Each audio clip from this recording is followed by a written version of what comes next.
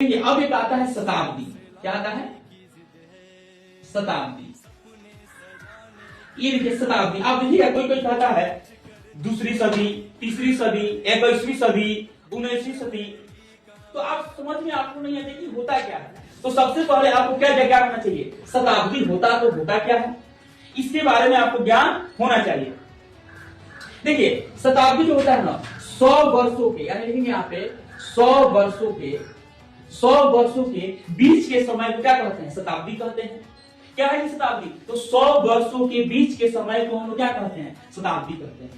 अगर आपसे कोई पूछे बताइए शताब्दी क्या है, तो 100 वर्षों के बीच के काल को क्या कहते हैं? शताब्दी कहते हैं। जैसे हम कहें 21वीं सदी। क्या कहा मैंने? 21वीं सदी।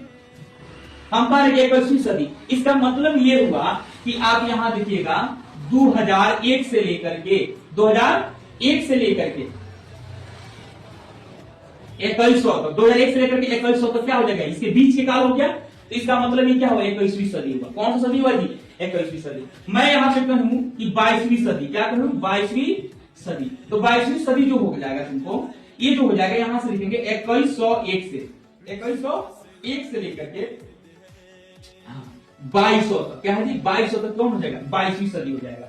यानी हम लोग 21वीं सदी हो गया, हो गया 22वीं सदी। अब ये कौन सा दिन चल रहा है? अभी हमारा 2025 चल रहा है। कौन चल रहा है जी? 2025 चल रहा है। हम किस सदी में है? तो हम लोग जो है 21वीं सदी में है। कौन सी सदी में है जी? 21वीं सदी में अभी हम लोग चल रहे हैं। कौन सी सदी में चल रहे हैं? 21वीं सदी में चल रहे हैं। आगे समझ में। तो शताब्दी क्या है? तो 100 वर्षों के बीच के समय को हम लोग क्या कहते हैं? शताब्दी कहते हैं। आगे समझ में।